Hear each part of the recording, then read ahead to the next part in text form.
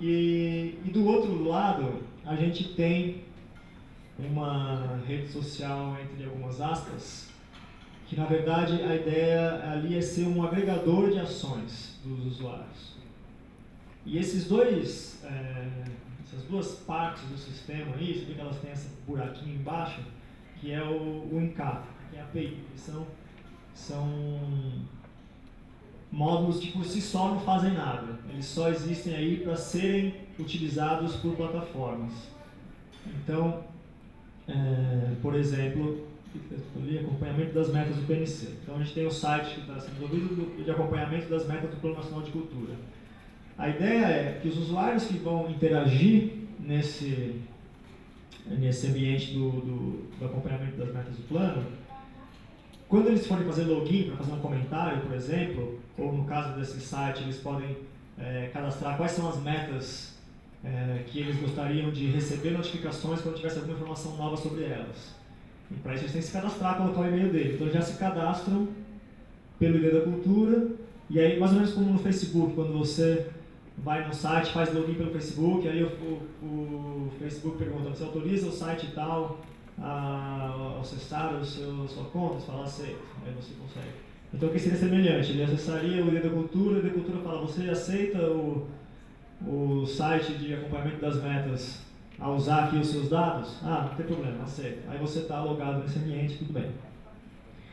E aí, tudo que você fizer nesse ambiente, as coisas que você faz são enviadas para essa rede social agregadora aí, dizendo o que você fez. Então o Léo fez um comentário na meta tal, lá no acompanhamento das metas. Isso fica no meu perfil lá como uma ação que eu fiz em um dos ambientes que fazem parte dessa rede.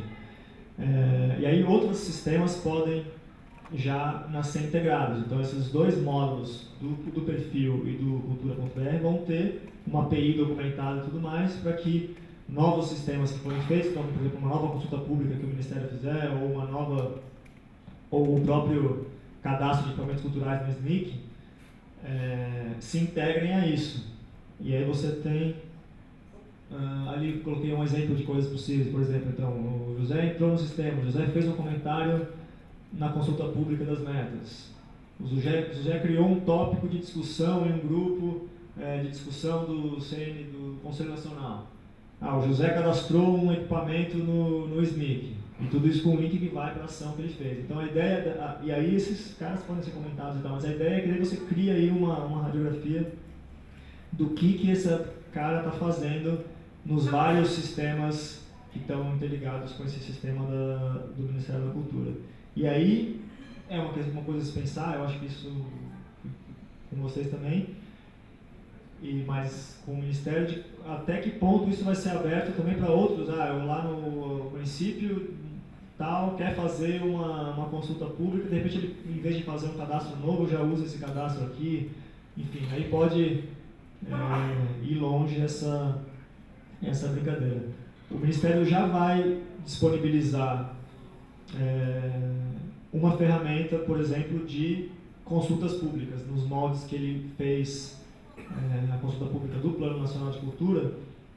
Essa mesma ferramenta vai ser disponibilizada já com essa integração para outras pessoas que queiram usar.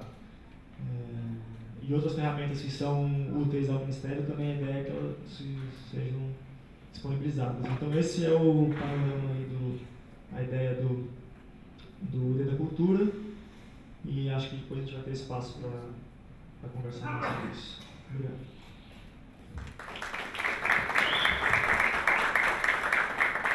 Muito grato, Léo. Agora a gente passa a palavra para o Pedro Marco. Eu vou falar aqui um pouco mais técnico, na verdade, algumas questões que eu acho que tem a ver com as coisas que a gente está falando aqui, de mapas, enfim, vai ter um monte de apresentação de várias plataformas diferentes, projetos diferentes, mapas diferentes, mas enfim, está todo mundo mais ou menos na mesma seara. E apesar de estar todo mundo mais ou menos na mesma seara, eu diria que boa parte de nós reinventou a roda 20 vezes e fez todo o trabalho de novo nas diferentes plataformas e tal, porque a gente tem pouquíssimo. A gente tem vários padrões e quando você tem vários padrões, você não tem nenhum. Mas tem algumas vantagens, né? O mapa, por princípio, né, o GIS, os caras já trabalham com camada desde o princípio. A ideia de camada, né? Quando a gente tem 90%, se não 100% dos projetos que vão aparecer, vão ter o Google Maps como fundo ou, no mínimo, o Google Maps como possibilidade. Talvez um ou outro tenha aberto mão dessa problemática aí, mas essa é uma camada. Em cima delas, você vai plotar uma série de pontos. Em cima desses pontos, você vai ter um monte de interação, enfim. E mais ou menos é esse o sanduíche básico que faz uma plataforma de mapas. Mas 80% desses sites são iguais. Se pegar assim, quais são as funcionalidades do seu site? Eu tenho lá, eu coloco uma camada de mapa no fundo. O meu usuário, que pode ser tanto o mundo inteiro quanto 3 ou 4 usuários selecionados, colocam pontos e a gente faz algumas interações em cima desses pontos. Então, não acho que dá para a gente parar de reinventar a roda. Eu sou super contra essa ideia de criar a plataforma do mapa dos mapas que todo mundo vai usar e tudo vai ser papel. Mas acho que dá minimamente para a gente tentar tornar menos dolorosa essa experiência de fazer um novo site de mapa, enfrentar os mesmos problemas, recriar as mesmas tecnologias. E aí eu estou partindo dessa discussão, entendendo que o Snyk, e isso aqui que foi mostrado, é um dos vários projetos dessa sala. Amanhã a gente vai ter mais tantos, e eu estou colocando todos eles no mesmo grau de importância. Um vem do Ministério da Cultura, outro vem do Buraqué, outro vem do Hacklab, enfim. São todos os atores que estão desenvolvendo. Uns têm mais dinheiro, outros têm menos dinheiro, mas o fato é, outros não têm dinheiro nenhum. Mas o fato é que a gente está aí, todo mundo fazendo essas plataformas. Alguns bullets, na verdade, de apontamentos de coisas que eu acho que a gente poderia fazer para mitigar esse problema. E aí já apontando que acho que é um bom momento, uma vez que a gente deve ter. Quantos grupos tem ali? 8? Então, tem gente que está dedéu, só pela sala dá para ver, várias experiências e um acúmulo de experiência, na verdade. E acho que no mínimo a gente podia tentar sair daqui com apontamentos concretos de, pô, será que a gente não consegue diminuir essa dor do parto de fazer mais projetos de mapa? Então, um pouco na linha do que o Léo já estava falando. A gente poderia tentar definir um padrão e um protocolo de intercâmbio para isso. Ou seja, sempre que você fizer o seu site de mapa daqui para frente, pense que outras pessoas podem querer usar aquela camada. Então, tudo aquilo que você publica no mapa para o seu usuário internauta, seja um mapa de cachaça, seja um mapa de baobá, seja um mapa dos objetos culturais, vamos pensar de uma forma que o mapa do amiguinho possa se utilizar daquilo. Tem alguns padrões, GeoJSON, KML, GeoRCS, você tem algumas opções aí, a gente podia tentar sentar e estudar. Eu, obviamente, tenho minhas preferências, mas acho que não é o ponto aqui. Mas, enfim, para quem não está entendendo, se você pegar um KML, um endereço, um URL de um arquivo KML qualquer na internet, que é um formato de mapa, e jogar no Google Maps, você vai ver os pontos no Google Maps. Acabou. Isso é lindo, isso é rápido, isso é eficiente. Eu queria que todos os sites fossem assim. Todo site, se tivesse um íconezinho lá, pô, quero extrair os pontos. E você pudesse colar com alguma facilidade no seu site e agregar aqueles pontos. Enfim, disponibilizar e exportar, pensando sempre em acessar separadamente as diferentes camadas, né? Então, enfim, Evaristo falou muito bem disso, a gente tem que atomizar essa coisa. Também não me adianta você me dar todos os seus 1 milhão de informação, me dá um pedaço que eu quero. E dá para a gente fazer isso, não ser tão doloroso de fazer. A outra coisa que precisa, e o Léo também falou disso, isso é pungente, e eu vi pessoas concordando quando ele falou, é sentar para definir um conjunto mínimo de meta tags, né, de meta-informação, uma taxonomia, que tenham a ver com o contexto que a gente está inserido. Não dá para fazer para o mundo inteiro, não precisamos fazer para o mundo inteiro, mas especificamente para a cultura, dá para a gente, por exemplo, começar a rascunhar.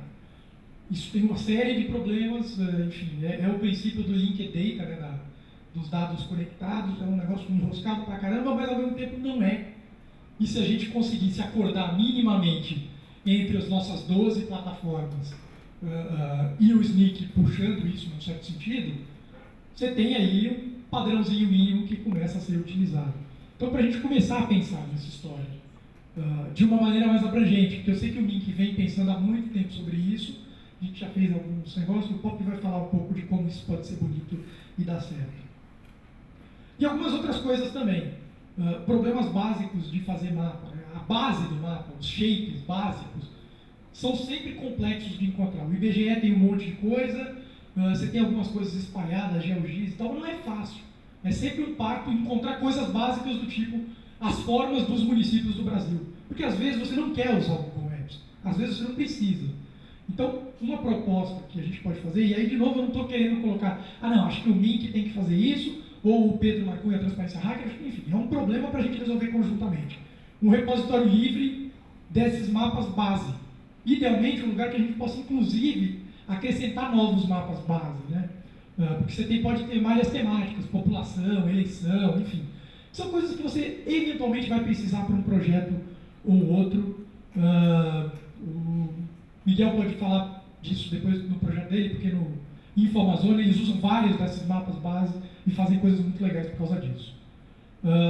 Outra coisa, tem um servidor de mapas. A maioria das tecnologias de mapas livre, nós temos, tem um servidor que cospe aquele mapa base. Estou falando de novo do mapa base. Esquece o Google Maps e se a gente fosse colocar outra coisa ali. Por que eu vou querer fazer isso? Bom, tem um monte de motivo. Na pior das hipóteses, porque a gente não pode depender exclusivamente do Google para isso. Nem para nada. O Google vai começar a cobrar o Google Apps agora, não sei quem viu. Então a gente precisa dar um jeito nesse problema. Estamos aqui para resolver problemas complicados.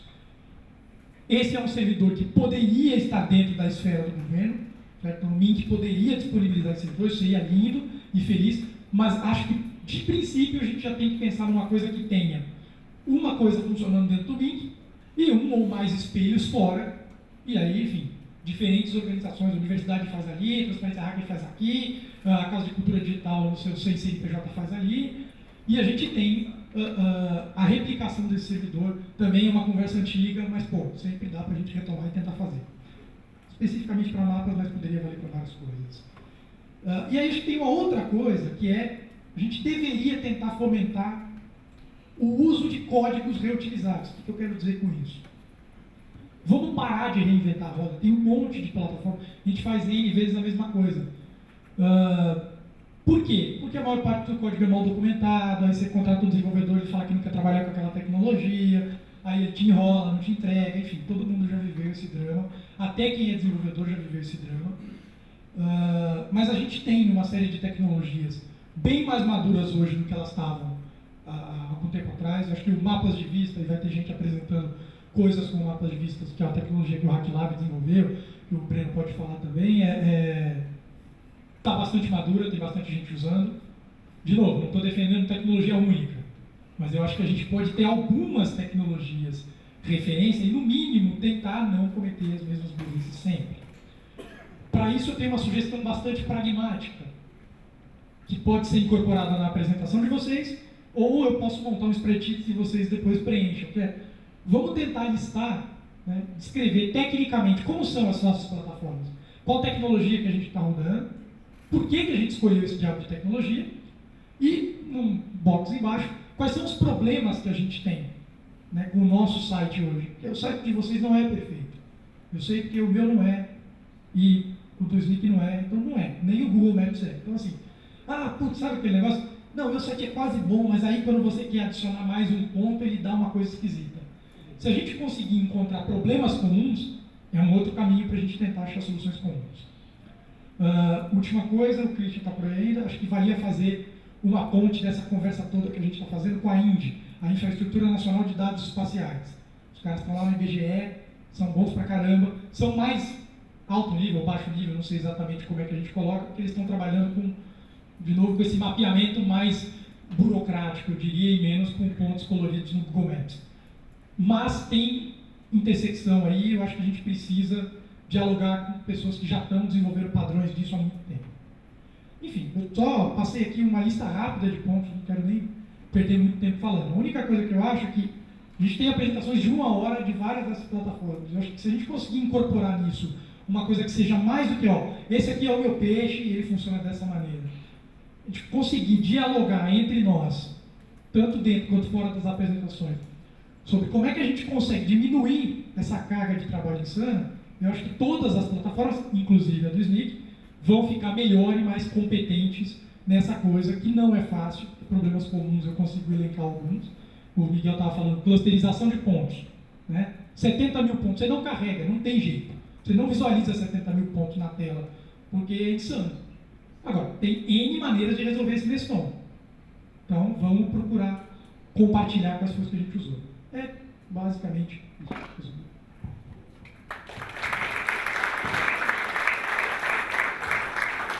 Muito grato, Pedro. Agora passando para o Pop. Bom, boa tarde, pessoal. Queria falar um pouquinho, bem rapidamente, de como que a gente está pensando alguns projetos, né, lá na Secretaria-Geral, mas queria focar a maior parte do tempo para contar um pouquinho a história do vocabulário comum de participação social, que é um desafio que esse trabalho com os mapas da cultura evoca, boa. E aí, bom, primeiro, aquela coisa assim, já foi colocada aí pelo DECA, né, coisa de código livre, dados abertos, o que é? Né, o foco na plataforma, o foco não na plataforma, mas nos dados, né? Mas aí fica uma dica de pensar o seguinte: como que vocês podem, no processo de desenvolvimento desse sistema, pensar em colocar o máximo possível de informações, de decisões, de como elas são tomadas na rua.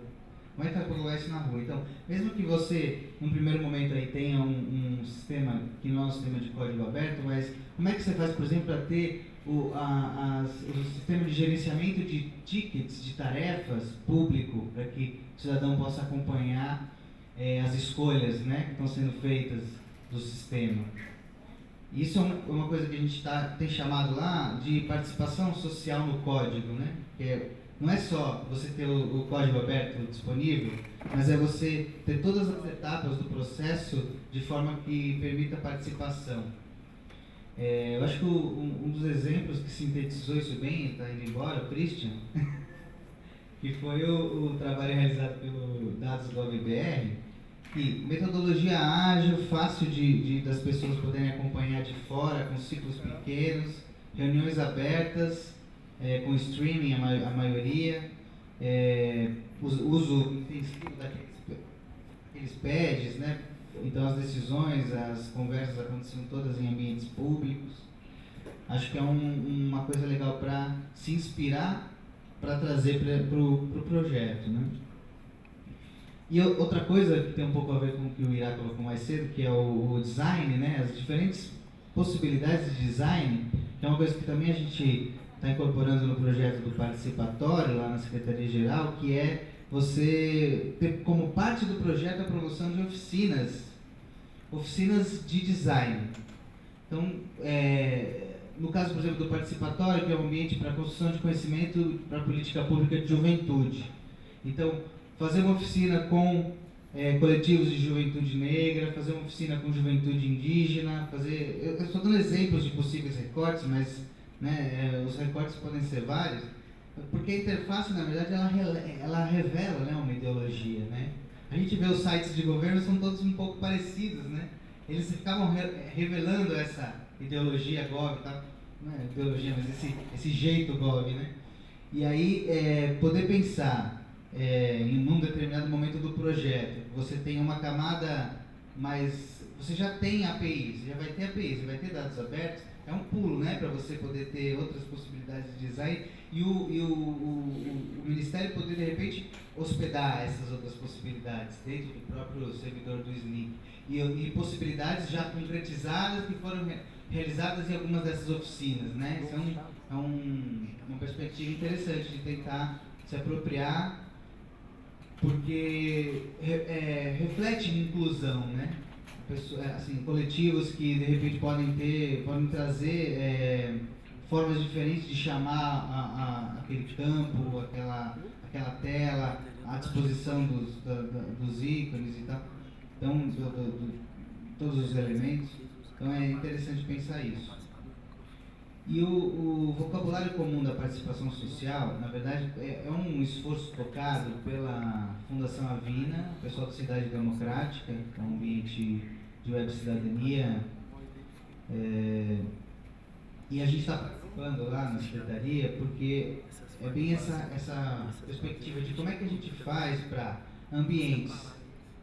diversos ambientes de web cidadania que estão funcionando por aí, né? Cidade Democrática, Porto Alegre CC, os próprios projetos de vocês aqui com mapas, que também em muitos casos envolve participação, envolve você colaborar na construção de políticas. Como é que você faz para que essas informações que estão circulando nesses ambientes sejam visualizadas num formato minimamente comum, para que você possa ter visualizações comuns de todos esses ambientes? Por exemplo, uma proposta criada no Cidade Democrática possa dialogar com uma proposta criada no Porto Alegre, e a gente possa, não como a gente vê hoje, a proposta da cidade tem 100 apoios, 30 comentários, não, e a do Porto Alegre, que é parecida, tem 200 apoios, 300 apoios, não. A gente vê que essa pauta, essa causa, independente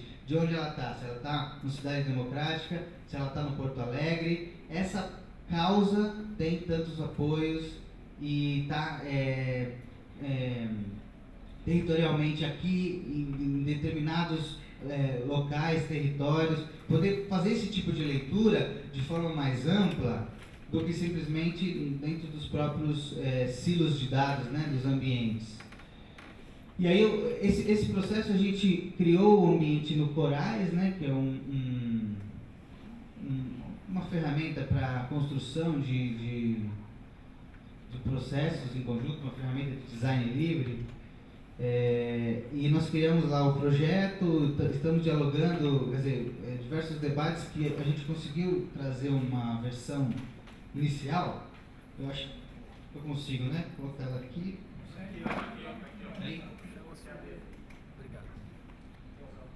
Eu posso usar, então? Eu mostrar o... Tá conectado?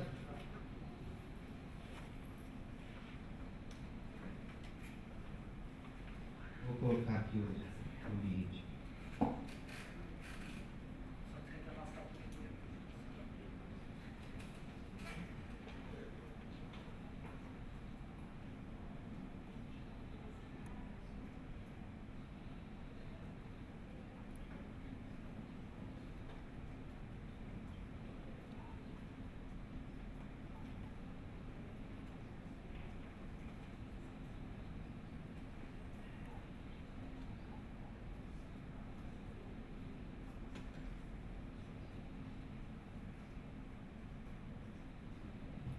Então esse aqui foi depois de vários debates e propostas, esse aqui foi a versão, como se fosse uma versão para espancamento, né?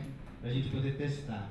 Então, a gente, dentro da ideia da participação social, começou a pensar no conceito de ator, que pode ser uma pessoa, uma organização.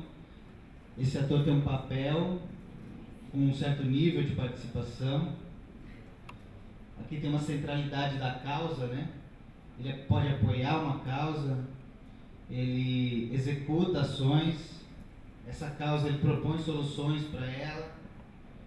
Essa causa normalmente associada a um tema, aquela ideia da territorialidade, não só territorialidade geográfica, né? Onde aquela causa existe, é o Brasil todo, é uma cidade específica, uma causa para uma cidade, mas também a ideia de uma territorialidade semântica, né? Qual que é o tema que se refere a essa causa. Essa imagem foi a proposta inicial, construída, né, de forma coletiva ali, no ambiente do Corais, e que a gente, com base nela, tem realizado algumas oficinas, que são oficinas em que a gente traz. Por exemplo, a última foi uma grande experiência legal, foi lá na oficina de inclusão digital em Porto Alegre, que reuniu diversos monitores, tutores de telecentro do Brasil todo, com histórias de transformação, histórias de como o telecentro deles, né, que eles trabalham, se mobilizam em torno, gerou processos de transformação na comunidade, enfim. E aí a gente levou para eles esse exemplo, né, e a metodologia da oficina era as pessoas, esses tutores, monitores de telecentro, pensavam faziam uma reflexão sobre suas próprias histórias e depois das suas próprias histórias tentavam identificar quais eram os elementos. Quem tinha sido os atores relevantes ali, que papel que eles executaram, que causas que estavam em torno daquilo. E aí a gente documentou esse processo e os grupos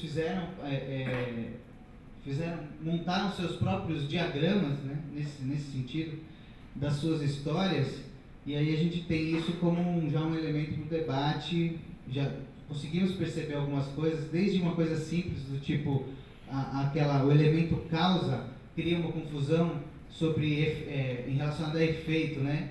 Causa, então quer dizer, alguns grupos entenderam que a causa aí não era uma bandeira, não é aquilo que te motiva, que se causa seria uma coisa, o efeito de alguma coisa. E é isso, essa ambiguidade já fez a gente refletir sobre esse nome, talvez tenha que ser mudado, por conta desse teste mesmo do processo. E aí eu queria finalizar mostrando pelo menos um dos vídeos que a gente documentou, dos grupos apresentando, são vídeos curtinhos, de 2 minutos, dos grupos apresentando os seus diagramas, né? A gente documentou isso, deixa eu colocar aqui.